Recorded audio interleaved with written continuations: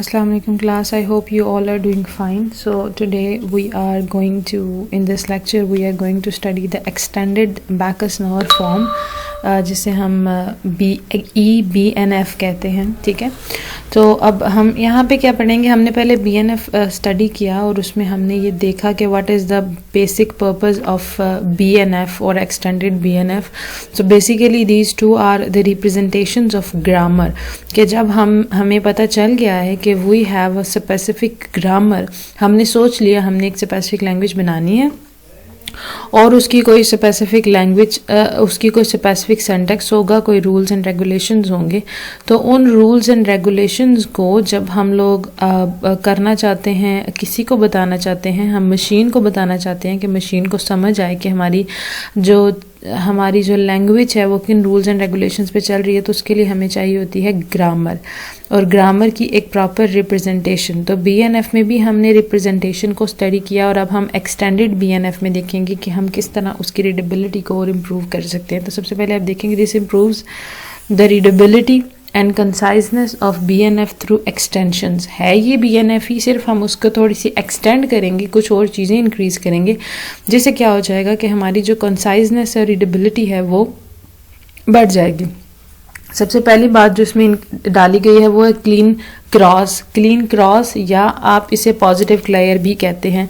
तो यहाँ पे हम देख सकते हैं कि अगर हम क्लीन क्रॉस की बात करें तो ये हमारे पास है क्लीन क्रॉस, यानी जिसे हम पॉजिटिव क्लियर भी कहते थे. जब हम लोग करते थे तो हम इसे पॉजिटिव क्लियर भी कहते थे. हमने ऑटोमेटा में इसको एज अ पॉजिटिव क्लियर भी पढ़ा है. ठीक है, एक स्टार क्लियर होता था और एक पॉजिटिव क्लियर होता था. इसे क्लियर भी बोलते थे और हम इसे क्लीन क्रॉस या क्लीन स्टार भी बोल सकते हैं. ठीक है, तो दोनों चीज़ों में ये बिल्कुल ठीक चलेगा. ऑलराइट, ये आपको पता चल गया.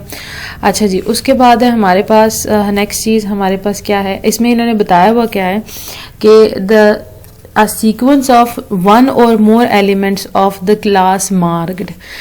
आपको पता है पॉजिटिव क्लियर किस चीज़ को रिप्रेजेंट करता है कि अगर आपके पास कोई भी चीज़ है, यानी कि यहाँ पे इन्होंने लिखा हुआ है कि लेट्स से कि हमारे पास एक डिजिट है, तो डिजिट के ऊपर मैंने स्टार लगा दी, तो इसका मतलब है कि डिजिट एक दफ़ा या एक से ज़्यादा जितनी मर्जी दफ़ा आ सकता है. ये सेम उसी तरह है जिस तरह आप ये समझ लें कि हम लोग सिंपली हम कोई भी रेगुलर एक्सप्रेशन में ऊपर उसके क्या लगा देते थे, पॉजिटिव क्लियर जो है वो लगा देते थे. ऑलराइट, सो ये उसी तरह है कि हम इसके ऊपर जैसे हम लोग कुछ भी लिखते थे, ए लिखते थे और उसके ऊपर हम कहते थे कि यहाँ पे जी हमने पॉजिटिव क्लियर लगा दिए.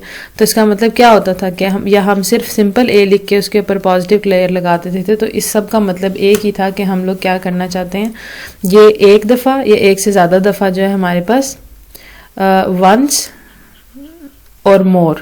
ठीक है, तो ये उस तरह हमारे पास आ सकता था. ये हमने उसमें स्टडी किया कि ये जी इस तरह हो सकता है. ऑलराइट, अब हम उसके बाद अगली चीज़ देखते हैं. अगली चीज़ उन्होंने बताई है वो कह रहे हैं क्लीन स्टार. तो क्लीन स्टार क्या होता है, ये हमारे पास ज़ीरो और मोर, यानी इसमें ज़ीरो भी इंक्लूडेड है. यहाँ पे आप देख सकते हैं कि ये हमारे पास स्टार लगा हुआ है. ठीक है, यानी अब इसमें क्या है कि हमारे पास ज़ीरो और मोर, ज़ीरो टाइम्स या ज़्यादा दफ़ा. तो आपको पता है कि क्लीन स्टार में हमारे पास यही था, या स्टार क्लियर में हमारे पास यही था कि ज़ीरो भी इसमें इंक्लूडेड है और इससे ज़्यादा भी इंक्लूडेड है. तो हमने जिस भी चीज़ के ऊपर, अब एक बात तो आपको पहले पता चल चुकी है ना कि हम जब भी ये वाली जो हमारे पास एंगल ब्रैकेट्स हैं, ये देखें, ये हम एंगल ब्रैकेट्स यूज़ कर रहे हैं, तो ये हम किसी वेरिएबल को रिप्रेजेंट कर रहे होते हैं, यानी कि नॉन टर्मिनल्स को रिप्रेजेंट कर रहे होते हैं जब भी हम ये यूज़ कर रहे हैं. ठीक है, तो अब हमें ये तो पता चल गया. तो अब हम ये बता रहे हैं कि वो जो भी स्पेसिफिक वेरिएबल हम यूज़ कर रहे हैं वो हमने कितने नंबर ऑफ टाइम्स जो है उसको लिखना है. ठीक है, अब यहाँ पे अल्फ़ा न्यूमेरिक के ऊपर अगर स्टार लगा हुआ है, यहाँ पे आप देखिए ये स्टार अगर लगा हुआ है, तो इसका सिंपली मतलब ये है कि मेरी आईडी बराबर है लेटर और alpha numeric. Alpha numeric star मतलब हो भी सकता है और नहीं भी हो सकता. सिर्फ लेटर भी तो हो सकती है आईडी, ज़रूरी तो नहीं कि अल्फ़ा न्यूमेरिक हो, यानी उसमें न्यूमेरिक नंबर्स भी हों, सिर्फ लेटर्स भी हो सकते हैं.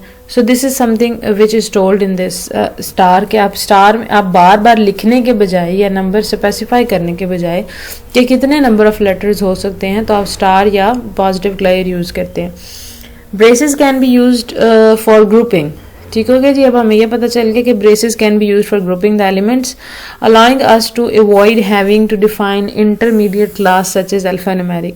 अब यहाँ पे वो ये बता रहे हैं कि हम बजाय इसके कि आपने अल्फा न्यूमेरिक दोबारा लिखा है, आप ऐसा कर सकते हैं कि आप चीज़ों को ग्रुप कर सकते हैं। आप देखें यहाँ पे ग्रुपिंग कैसे की गई।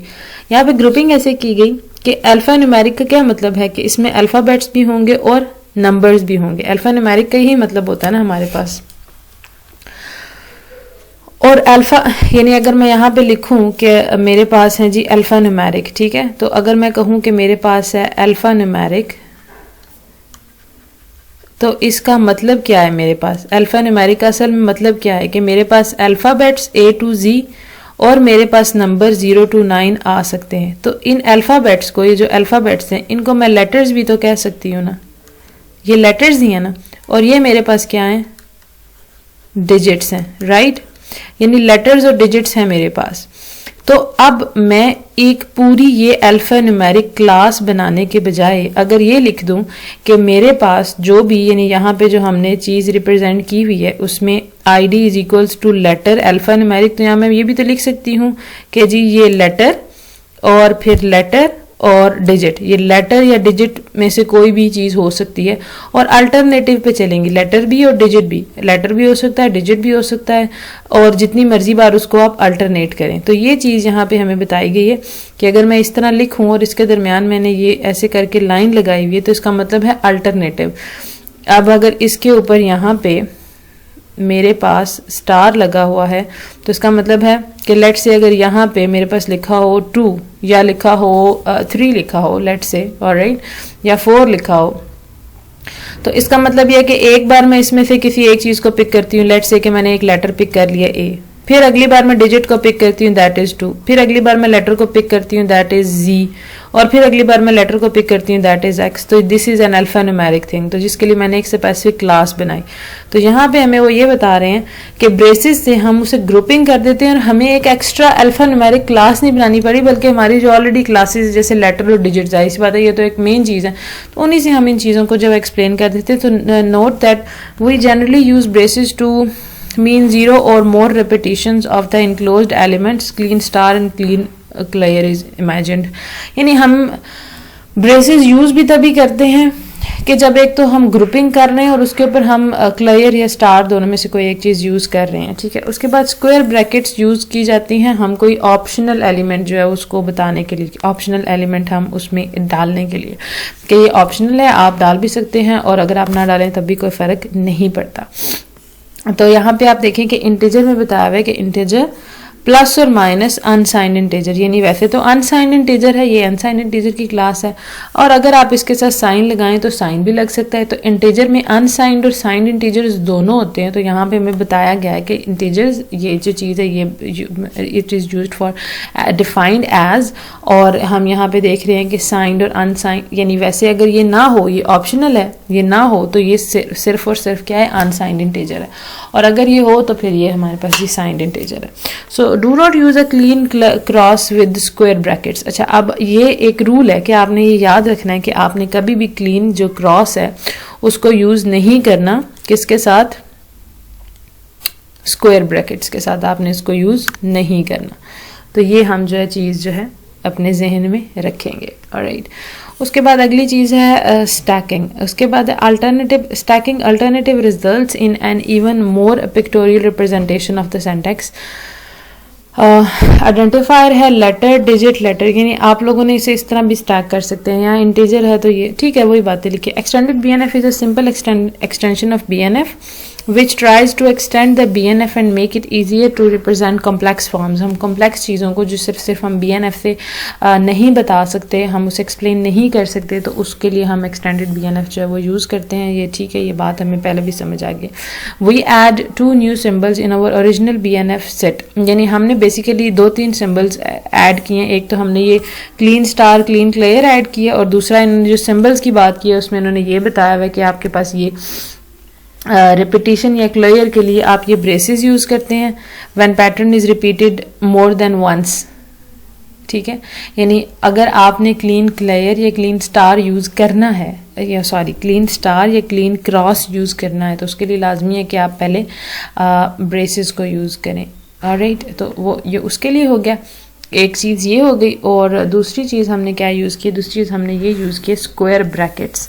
तो स्क्वायर ब्रैकेट्स जो हैं वो किसी भी चीज़ की ऑप्शनल सिंबल्स की, तो ये दो चीज़ें असल में हमने ऐड की हैं। और ये जो पहली चीज़ हमने ऐड की है, इसको ऐड करने के साथ हमारे पास वो स्टार और क्रॉस भी आ गया है। अब example represent a defined as A alpha beta. The corresponding regular expression is A such as beta alpha star x. So we can represent the extended BNF format such as A defined as beta and alpha के ऊपर हमने side पे हमने braces लगा दिए। एक और example इन्होंने यहाँ पे दी हुई है which is even more good example to understand, that is the statement है, statement is defined as if expression statement, यानी एक ये चीज हो सकती है हमारे पास, या फिर हो सकती है हमारे पास if expression statement else statement. यानी बेसिकली अगर आप अपने इफ स्टेटमेंट की बात करें तो हमारे पास यही चीजें चलती हैं ना, इसके अलावा तो हमारे पास कुछ नहीं होता। इफ स्टेटमेंट की क्या हमारे पास है, अगर हम उसे डिफाइन करें तो हमारे पास है ना कि इफ है और यहाँ पे कोई स्पेसिफिक कंडीशन है और उसके बाद यहाँ पे हमारे पास स्टेटमेंट्स चलती हैं, राइट। या फिर ऐसा हो सकता है कि हमारे पास इफ हो और उसके बाद हमारे पास कोई स्टेटमेंट्स हैं और फिर एल्स है और फिर कोई स्टेटमेंट्स हैं, राइट। ये दो कंडीशंस है ना। अब इन दो कंडीशंस, इफ की ये कंडीशंस है, या फिर तीसरी भी आप कह सकते हैं कि एल्स इफ, यानी तो वो तो यहीं पे लगेगा ना एल्स इफ, यहाँ पे दोबारा इफ लग जाएगा और फिर एंड पे हमारे पास एक एल्स आ जाएगा, यानी अगर मैं इस तरह चलाऊं तो यहाँ पे वो बता रहे हैं कि ये दो स्टेटमेंट्स हैं। अब इन्होंने कहा कि अगर हम इसे एक्सटेंडेड बीएनएफ में करें तो हम इसे ज़्यादा आसानी से कर सकते हैं। कैसे? हमने कहा statement defined as if expression statement, sorry मुझे लगता है कोई हेल्प अब खुल जाएगी, अच्छा जी, स्टेटमेंट, यानी इसमें आप यहाँ पे देखें, लेट मी चूज द, ओहो, यहाँ पे आप ये देख सकते हैं कि ये वाली जो चीज़ है, ये चीज़ तो दोनों में सेम थी, ठीक है। ये एल्स स्टेटमेंट ही एक एक्स्ट्रा चीज थी जो हमने इसमें लगानी थी। तो हमने क्या किया, ये जो दोनों में कॉमन चीजें से लिख के ये वाली चीज लिख दी कि भाई दोनों में से एक काम हो सकता है, या तो हमारे पास इफ एक्सप्रेशन स्टेटमेंट होगा और अगर जरूरत पड़ी एल्स स्टेटमेंट की तो वो भी लगा देंगे। तो एक्सटेंडेड बीएनएफ में ने हमारी चीज को थोड़ा आसान कर दिया, सिंपल कर दिया, ठीक हो गया जी। अच्छा जी, an advantage of extended BNF is that it is very easy to write the corresponding parser for it. हम जब इसके लिए पार्सर लिखते हैं तो हमारे लिए बहुत आसान होता है। अब जी हमारे पास तीसरी चीज़ है रिप्रेजेंट करने की अपनी ग्रामर को, और उसको हम कहते हैं सिंटैक्स डायग्राम। तो ये वैसे ही है जैसे आप लोग फ्लो चार्ट्स को पढ़ते हैं, ठीक है ना। तो हमारे पास सिंटैक्स डायग्राम्स हैं जो ये हमारे पास अब एक न्यू चीज़ है, यानी कि थर्ड चीज़ है जिससे हम ग्रामर को रिप्रेजेंट करते हैं, और उसके बाद हमारे पास सारी एग्जांपल्स हैं। So now what they are saying that they are also called railroad diagrams, right. They are just like railroad के, अब इस तरह से पूरे इस तरह करके चल रहा होता है और एंड तक हम जाते हैं। The syntax diagrams are way to represent a context free grammar. They represent a graphical alternative to Backus Naur form BNF और एक्सटेंडेड बीएनएफ। हमारे पास बीएनएफ या एक्सटेंडेड बीएनएफ की अगर हम डायग्राम बना देते हैं तो वो एक्चुअली हमारे पास बन जाती हैं सिंटैक्स डायग्राम्स। सो सिंटैक्स डायग्राम्स हमारे अगर कंडीशनल स्टेटमेंट की हो तो वो यहाँ पे इन्होंने बताई हुई है कि जी ये देखें हमने कंडीशनल स्टेटमेंट की बनाई हुई है, डायग्राम बनाई हुई है, ठीक है। अभी मैं इसे एक्सप्लेन करती हूँ, हम आगे थोड़ा पढ़ लेते हैं। Syntax diagrams were first used in Pascal user manual and report by Jensen and Wirth, ठीक है जी। हमें पता होना चाहिए ये कब पहली दफ़ा यूज हुई थी। The grammar can be represented as a set of syntax diagrams. Each diagram defines a variable or non-terminal. अच्छा, अब यहाँ पे हमें बताया जा रहा है कि हर डायग्राम के अंदर या तो वेरिएबल होगा, ठीक है, वेरिएबल या नॉन टर्मिनल, राइट, या फिर टर्मिनल या कांस्टेंट होगा, right. So there is a main diagram that defines the language in the following way. To belong to language, a word must describe a path in the main diagram.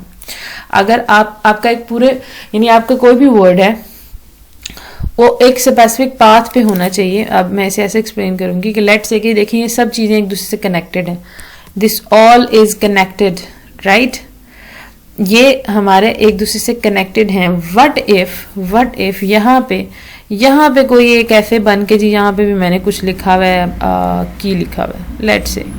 So does it make sense to this whole diagram? Because I cannot trace the path of this to the main block of the statements. No, it doesn't make sense, right? So that is why I will simply erase it कि हमारे पास ये इसका कोई sense नहीं बन रहा.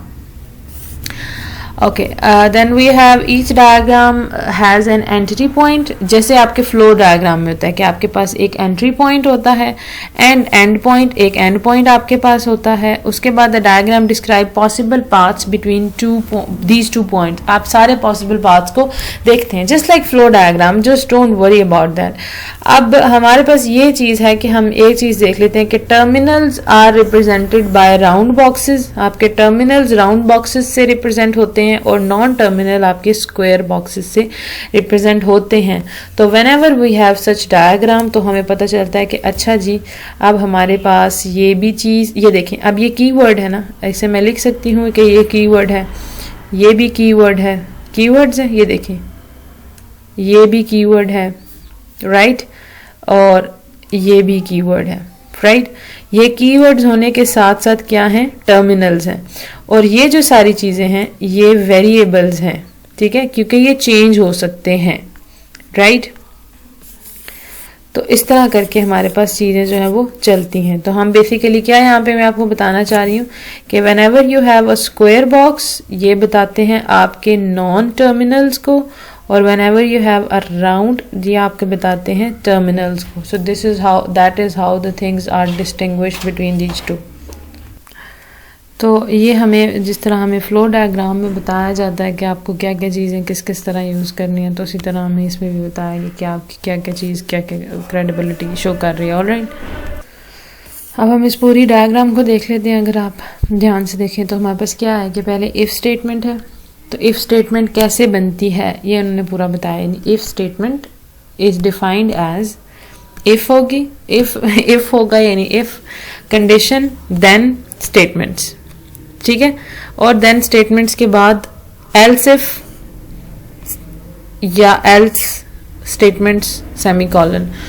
तो ये हमारे पास जो है, अगर आपके पास सिर्फ इफ स्टेटमेंट चलेगी तो वो उसके बाद ही सेमीकोलन आ जाएगा, और अगर एल्स इफ चलेंगी तो वो जितनी दफ़ा भी चलेगा उसका लूप बैक होगा. एल्स इफ में पूरी स्टेटमेंट ये सारी चलेंगी, और फिर एल्स और फिर इसकी स्टेटमेंट. और एल्स इफ की उन्होंने पूरी आगे भी डिस्क्रिप्शन दी हुई है कि else if condition then statements, यानी आपको ये सिंटैक्स डायग्राम दी हुई है जैसे आप कोई फ्लो चार्ट बनाते हैं.